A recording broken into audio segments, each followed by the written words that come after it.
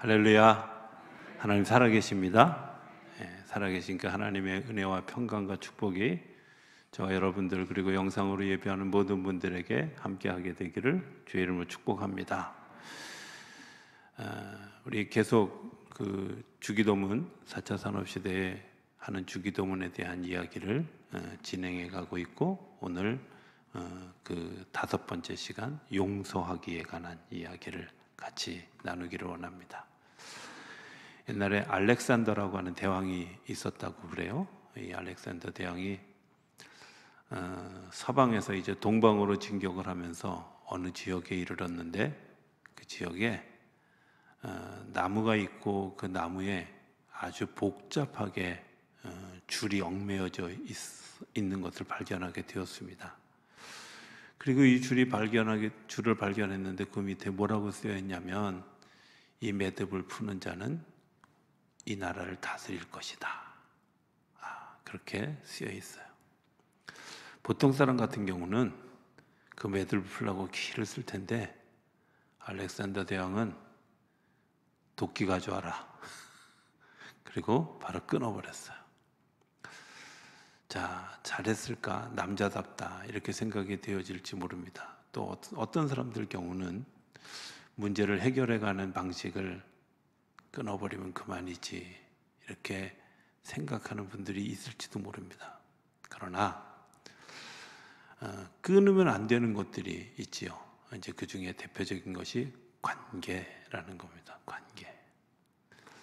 사람과 사람 사이의 관계, 하나님과 나와의 관계, 나와 자연과의 관계, 이런 관계들이 끊어지면 고립되어질 수밖에 없고, 성장하지 않고, 그리고 언젠가는 괴사할 수밖에 없다 하는 것을 우리는 알게 됩니다. 이 관계가 시작되어지는 것이 어떻게 시작되어질까? 성경은 로마서 10장은 믿음은 들음에서 난다고 하는데, 사실은 믿음이라는 말도 관계잖아요. 그죠? 그 사람을 신뢰하냐 아니냐 하는 그런 문제. 듣는 사람 어떻게 듣느냐에 따라서 또 삶의 형태가 달라질 수 있다, 이런 생각을 하게 됩니다. 오늘 본문에 보면 9절에 이렇게 표현하고 있습니다. 9절에는 그가 또 이 비유로 백성에게 말씀하기 시작하니라. 대상이 누구라고요? 제가 모를까봐 얼른 백성에게 이렇게 얘기했어요. 그죠? 얼마나 친절한지, 그죠?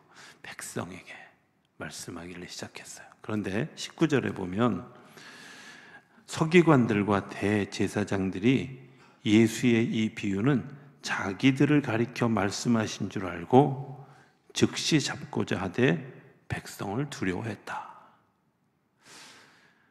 신기한 분들이죠. 백성을 향해서 얘기했는데 나한테 얘기하는 거야? 이렇게 생각하는 거예요.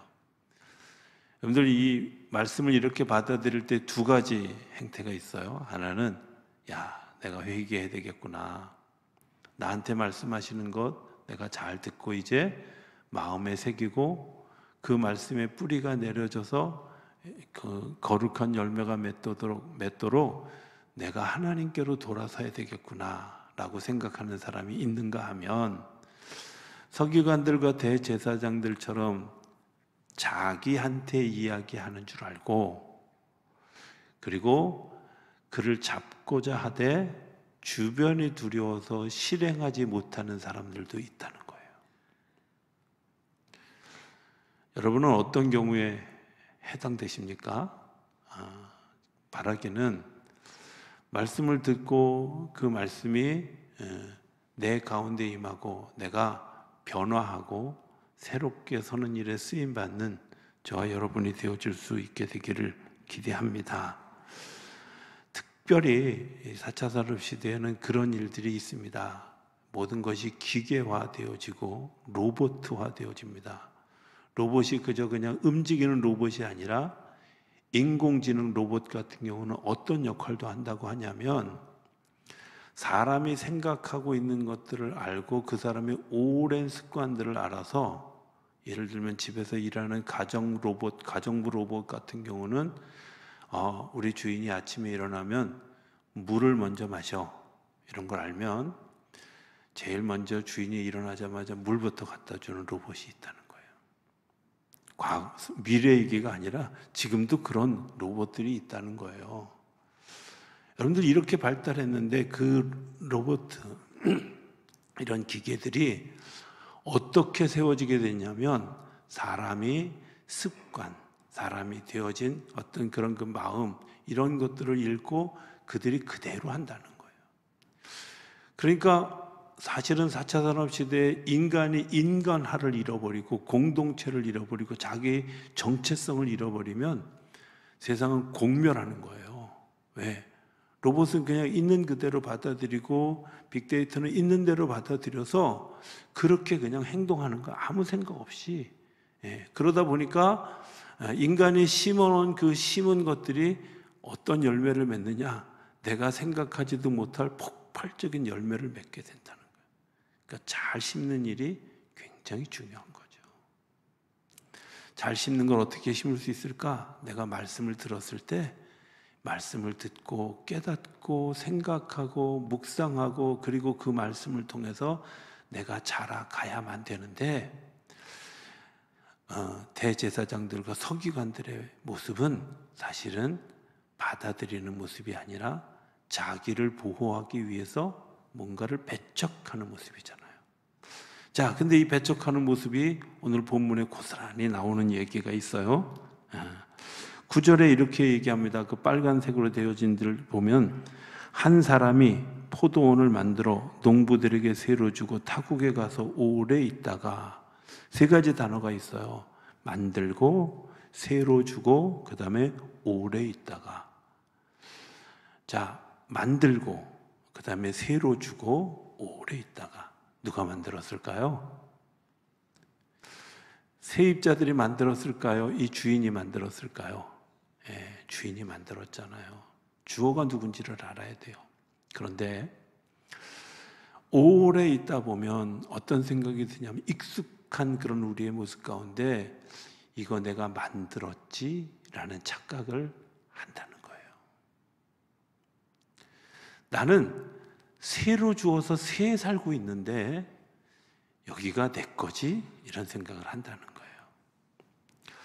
아르헨티나의 목사님 후안 카를로스 오르티즈라고 하는 목사님의 내 것이 아닙니다. 하나님의 것입니다. 라는 책 가운데 보면 이런 이야기가 있습니다. 하나님은 어느 누구에게도 당신의 것을, 당신의 소유를 등기 이전에 준 적이 없습니다.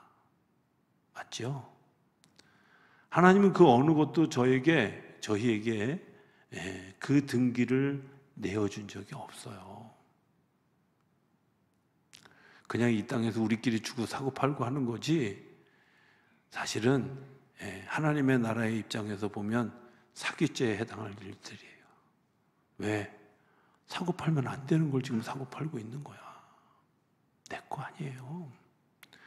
만드신 분이 하나님이시고 만드신 분이 주인이신데 그 주인이 우리에게 뭘 줬어요? 렌트해 준 거야. 빌려준 거야. 빌려줬는데 오랫동안 내가 무상으로 빌려서 쓰다 보니까 내가 느낄 때는 어떻게? 이거 내 건가 봐. 이런 생각이 들었어요. 이런 생각이 들었을 쯤에 10절에 보면 때가 이름에 포도원 소출 얼마를 바치게 하려고 한 종을 농부들에게 보냈습니다.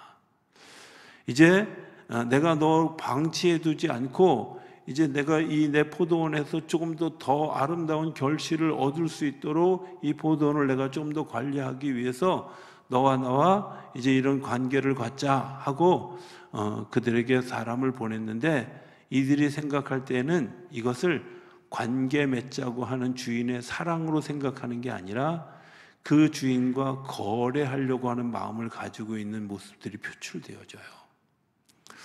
거래는 뭐냐면 내가 무엇을 했으면 당신이 무엇을 주셔야 됩니다. 뭐 이런 거죠. 그죠? 우리가 신앙생활 하면서도 하나님과 깊은 관계를 가지려고 하는 사람들이 있는가 하면 거래하는 분들이 있어요. 기도했으면 응답을 주셔야지요. 헌신했으면 축복해 주셔야지요. 내가 수고했으면 하나님 인정해 주셔야지요. 이런 거잖아요. 그렇게 아니하시면 이라는 단어들, 그리 아니하시면 이런 단어들이 우리의 삶을 지배하고 있다면 여러분들 그건 거래하는 겁니다. 관계는 뭐냐면 이런 거예요. 그렇게 아니하실지라도. 하나님이 이런 거 약속해 주셨어요. 약속해 주셨는데 혹시 그렇지 않을지라도 나는 하나님을 신뢰하는 그 신뢰를 잊어버리지 않겠습니다 라고 고백하는 게 이게 관계예요. 신앙생활 하면서 거래하는 분들이 되게 많이 있잖아요. 그래서 사람들이 이렇게 얘기하죠. 왜 하나님은 나한테 응답 안 하셔? 그렇게만 얘기하면 조금 덜 얄미운데 왜 나한테만 응답을 안 하셔? 네, 이렇게 얘기해요. 하나님 왜 내 기도만 안 들으셔? 네. 옥타브를 좀 높이고 약간 얼굴도 빨개지면서 이렇게 얘기하면 굉장히 강한 거래가 되어지는 거죠. 그러나 되어지는 그런 그 모든 상황 가운데도 여전히 하나님이 하실 것을 기대하고 그렇지 않을지라도 나는 하나님 당신을 신뢰합니다 하고 온전히 맡기는 것, 여러분들 이게 관계예요. 세를 받으려고 사람을 보냈다는 이야기는 이제 이 포도원을 관리하고 이 일들을 통해서 더 많은 수출을 내게 하는 일들에 내가 같이 관여할 거야 하고 우리를 초청해 주신 건데요. 거래에 익숙해져 있는 사람들은 어떤 생각을 하냐면 이거 내 거야. 내가 이게 이렇게 애썼는데 왜 당신을 줘야 돼? 뭐 이런 마음이 앞서 있는 거죠. 그래서 종들을 능욕하고 욕하고 다시 돌려보내요. 3번이나 반복하니까 이 주인이 아들을 보내면서 무슨 마음을 하냐면 10절에 13절에 보면 포도원 주인이 이르되 어찌할까 내 사랑하는 아들을 보내리니 그들이 혹 그는 존대하리라 하였더니 14절 농부들이 그를 보고 서로 의논하여 이르되 이는 상속자니 죽이고 그 유산을 우리의 것으로 만들자 하고. 자, 여러분들 한번 생각해 보세요. 지금 이 주인은 더 깊은 관계를 맺고자 아들을 보냈어요. 그런데 이들이 처음에 가졌던 생각보다 점점 더 악해져 가게 된다는 거예요. 그런데 우리가 좀 생각해야 될 것이 있습니다. 그게 뭐냐면 내가 생각이 좁아지면 좁아질수록 좁은 것밖에 못 봐요. 생각이 넓어지면 넓어질수록 더 확장되어진 것을 보게 돼요. 하나님의 나라를 보는 사람들은 어떤 사람들이냐면 점점 확장되어지는 것을 보게 하고 더 귀한 곳으로 세워지는 것들이에요. 그걸 가장 잘 나타낸 말이 저는 요한복음 2장에 나오는 가나의 혼인잔치에서 사람들이 했던 얘기예요. 이런 일이 있었죠. 그 집에 포도주가 떨어졌어요. 예수님에게 포도주 의뢰를 하고 예수님이 그 결례를 행하는 그 항아리에 물을 채우고 그것을 포도주라고 갖다 주라고. 그리고 그 포도주를 먹은 사람들이 이렇게 반응해요. 보통의 세상 사람들은 처음에 좋은 것을 내놓고 나중에 시간이 지나면 점점 질이 떨어지는 것들을 대접하는데 이 집은 다르네. 처음에는 별로 대단하지 않은 것들을 대접했는데 나중에 것이 더 좋은 것을 대접하네. 이렇게 얘기해요. 하나님의 나라는요, 하나님이 하시는 일은 처음에는 별로 그럴듯하지 않은데 시간이 지나가면 지나갈수록 최고의 것을 약속해 주시는 게 하나님의 나라고 하나님의 역사예요. 우리가 시작할 때 정말 작은 것으로 시작했잖아요. 초라한 모습으로 시작했잖아요. 부족한 모습으로 시작했잖아요. 그런데 하나님이 그 위에 은혜를 더하시고 부으시고 역사하셔서 우리로 하여금 오늘보다 내일이 낫고 내일보다 모레가 나은 역사를 하나님 만들어 주시는 거예요. 내가 하나님을 제대로 믿고 있나 이렇게 생각해 보면 긴 시간 뒤를 이렇게 돌아다 보면서 내가 이전의 형편보다 지금의 형편이 훨씬 더워져갖고 시간이 지나가면서 때로 능선처럼 밑으로 내려갈 때도 있었지만 그 능선을 치고 올라왔을 때는 더 높은 곳에 서게 하셨다면 여러분들 하나님의 역사를 살아온 거 맞습니다. 하나님이 우리의 삶에 그렇게 역사하셔서 우리가 오늘 그 자리에 서 있는 거잖아요. 믿음의 적도도 마찬가지거든요. 내가 하나님을 신뢰하는 것도 하나님이 신뢰했기 때문에 내가 맡겼는데 지금 뒤돌아보니까 내가 그때 참 어리석은 믿음이었어. 참 그때 내가 참 안타까웠어. 내가 봐도 참 불쌍해. 이렇게 느껴질 만큼 지금 내가 간절한 믿음을 가지고 있다면 여러분들 성공한 사람들입니다. 저는 믿음에 성공한 분들인 줄로 믿습니다. 자, 이 일이 시작되어지는 굉장히 중요한 이야기가 있습니다. 그게 뭐냐? 예수님이 이제 이 주인이 화가 나서요, 뭐라고 얘기하면 이 농부들을 진멸하고 포도원을 다른 사람들에게 줄 것이다 라고 이야기하니까 16절 하반절에 보면 사람들이 듣고 이르되 그렇게 되지 말아지이다 하거늘. 그러면서 마음을 바꾸셨어요. 여러분들이 이 마음을 바꾸시는 일이 되게 중요해요.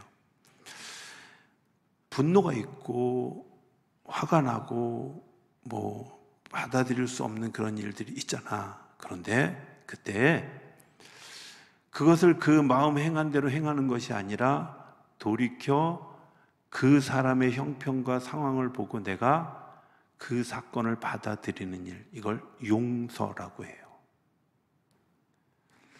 거래를 하는 사람에게는 용서가 있을 수 없어요. 네가 나한테 얼마를 줘야 나도 너를 인정해. 이건 거래거든요.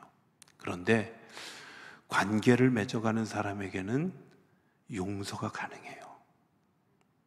그런데 하나님의 축복의 시작은 어디서부터 시작하냐면 용서하는 데서부터 시작해요. 우리가 기도하는 주님이 가르쳐 주신 기도문에도 너희가 너희의 이웃의 죄를 용서하지 해야만 나도 너를 용서하시겠다는 거예요. 그 말은 협박이 아니라 시일의 시작은 용서하는 넓은 마음을 가져야 일이 시작되어질 수 있다는 거예요. 여러분들 용서하는 것에서부터 시작하는 거잖아요.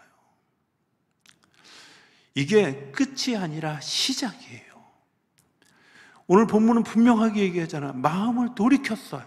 돌이키시고 난 다음에 그리고 행하는 일들이 하나님의 축복의 역사가 열려져 가는 거예요. 내가 여기서 멈추면 축복의 역사는 씨도 안 뿌려지는 거죠. 자, 축복의 역사가 어떻게 펼쳐질까? 17절에 보면 기록된 바 건축자들의 버린 돌이 모퉁이의 머릿돌이 되었느니라 함이 어찌미냐. 이거 시편 118편 22절에 나오는 말씀이거든요. 아마 옛날에 속담이었던 것 같아요. 그런데 지금은 머릿돌이 뭐 이렇게 이 성전이 뭐 어떤 집입니다, 언제 세워졌습니다, 이런 걸 나타내는 표시지만 사실은 옛날에는 이 머릿돌이 어떤 역할이었냐면 히브리어 단어에 보면 집을 지키고 있는 중요한 기둥 중에 하나예요.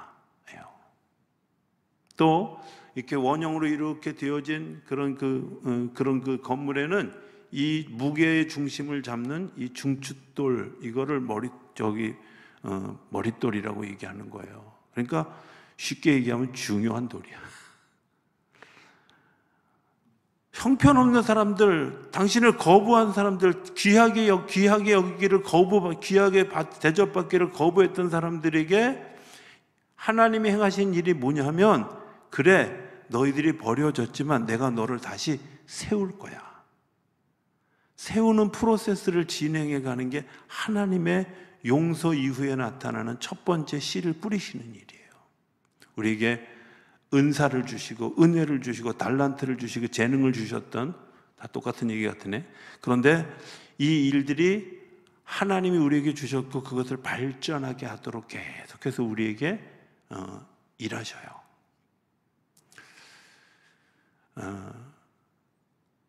다른 사람에게 전하기를 원하는 101가지 이야기라고 하는 책 가운데 이런 이야기가 있습니다. 샌프란시스코에 가면 금문교라는 다리가 있는데 이 금문교를 지날 때 돈 내는 톨게이트가 17개래요. 근데 어느 날 톨게이트 하나를 지나가는데 그 톨게이트 안에서 그 돈을 받는 사람이 막 음악을 크게 틀어놓고 막 춤을 열심히 추고 있더래요.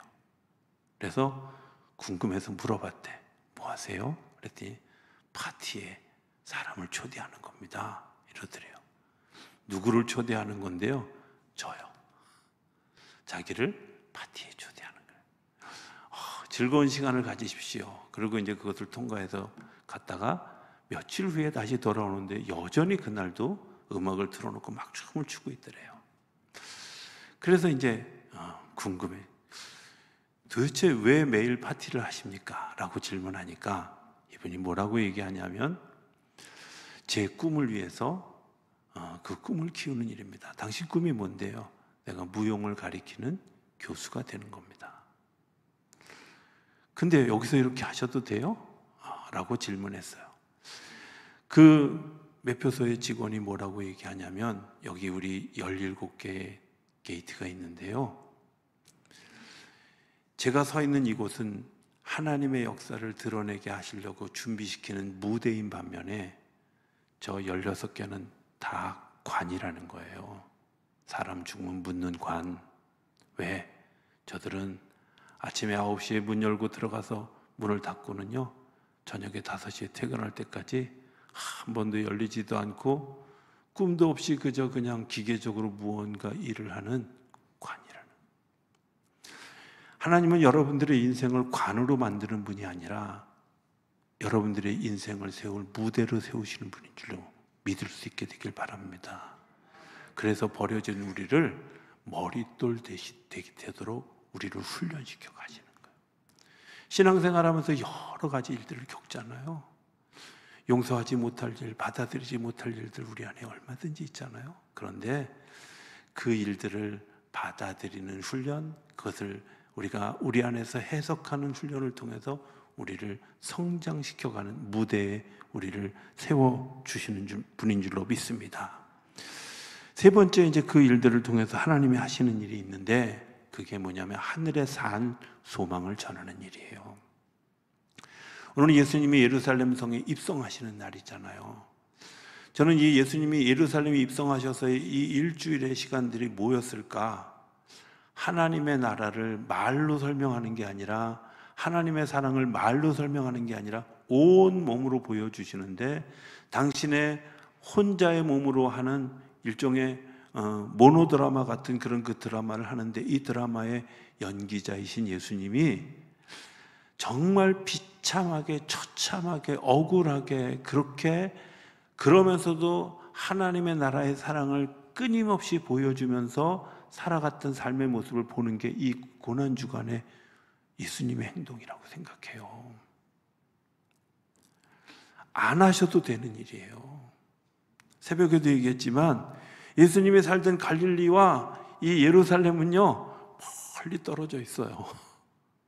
지금처럼 교통이 좋아도 오랜 시간이 걸려야 차가 가는 데인데, 그때는 낙이 타고 뭐 걸어서 다녀야 될 때 일주일씩 걸려야 되는 긴 거리, 굳이 왜 예루살렘에 오셔서 그런 일들을 하셨을까? 그것은 하나님의 나라의 산 소망이 여기 있습니다 라는 걸 보여주려고 예수님이 그 나귀를 타고 예루살렘 성에 들어오시고요, 그리고 그 일주일 동안의 삶을 사는 거예요.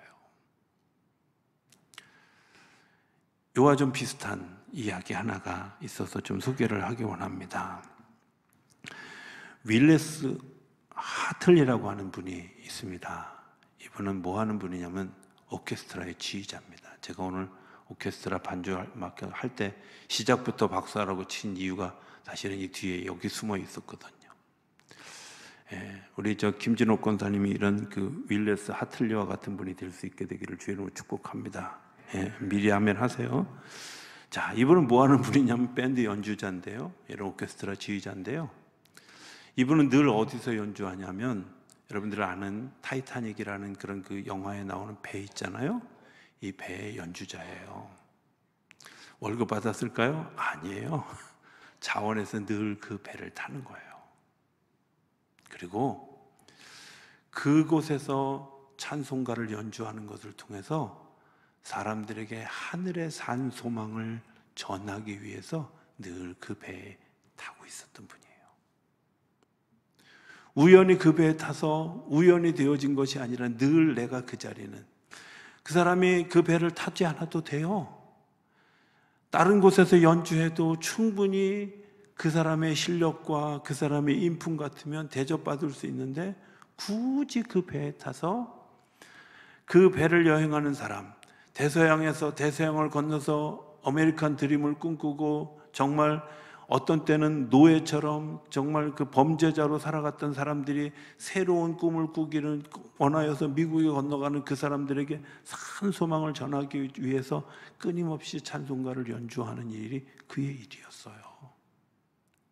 사고가 나던 그날 세 부류의 사람들이 있잖아요. 하나는 이 큰 배는 절대 침몰하지 않을 것이다 라고 생각하는 엉뚱한 믿음을 가진 사람, 살기 위해서 악의 다툼을 벌이고 온갖 반칙을 저지르는 그런 사람들, 그리고 그럼에도 불구하고 내가 이제 빨리 미국에 가서 나도 이제 내 꿈을 좀 펼쳐야 돼, 그런 소망을 가지고 살아가는, 헛된 소망을 가지고 살아가는 사람들에게 하늘에 산 소망이 이겁니다 라고 그가 외쳤던 무언의 외침이 있는데, 그게 그날 그곳에서 연주했던 찬양이죠. 내 주를 가까이 하게 함은 십자가 짐 같은 고생이나 내 일생 소원은 주님 찬양하면서 내가 끝까지 가겠습니다. 이 찬송을 연주한 거예요. 언제까지?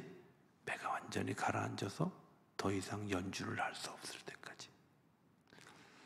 기록에 나와 있지 않지만 그날 그 연주를 들으면서 얼마나 많은 사람들이 하나님의 소망을 바라보았겠어요.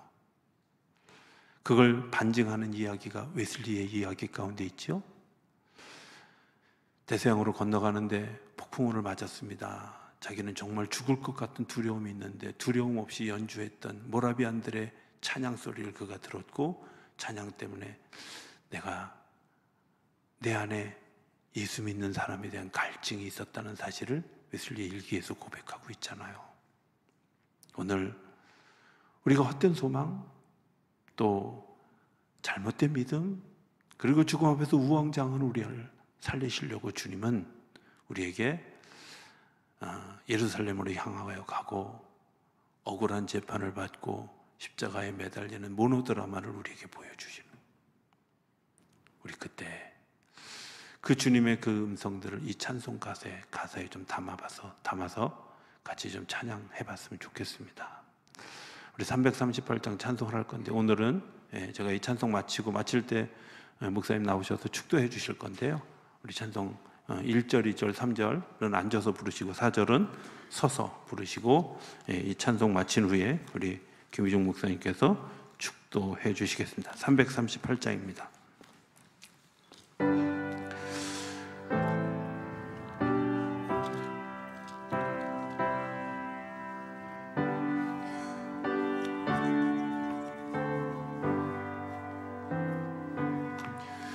내 주를 가까이 하게 함은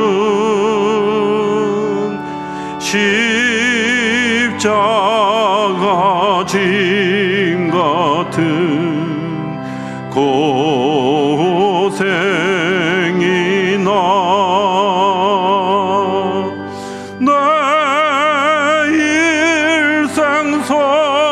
소원은 늘 찬송하면서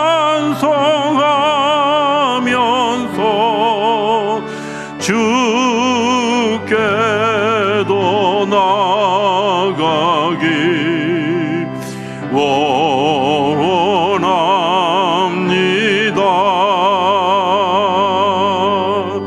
내 고생하는 것 옛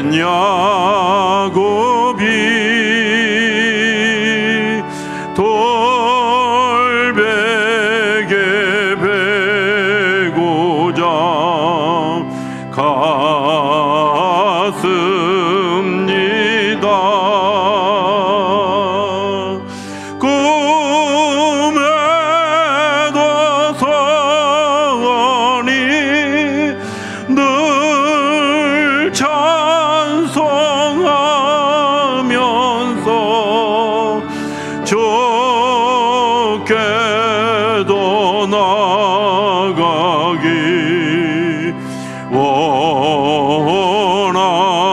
원합니다.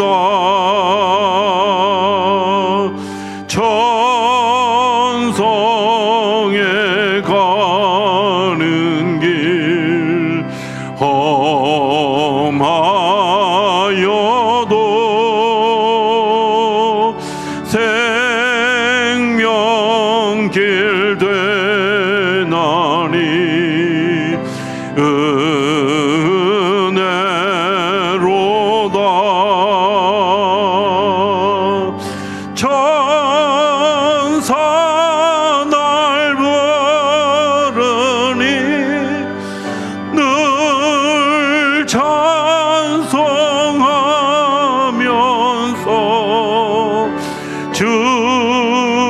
주께도 나가기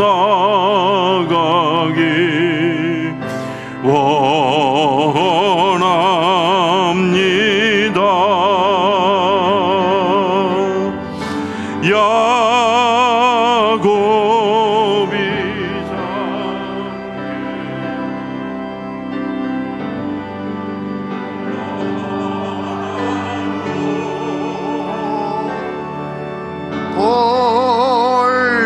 돌단을 쌓은 것 본받아서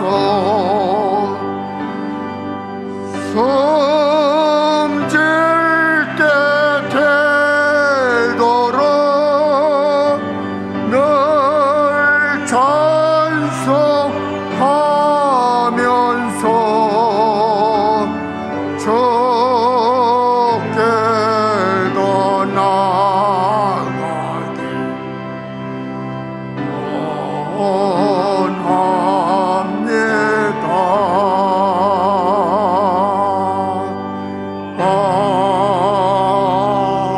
아멘.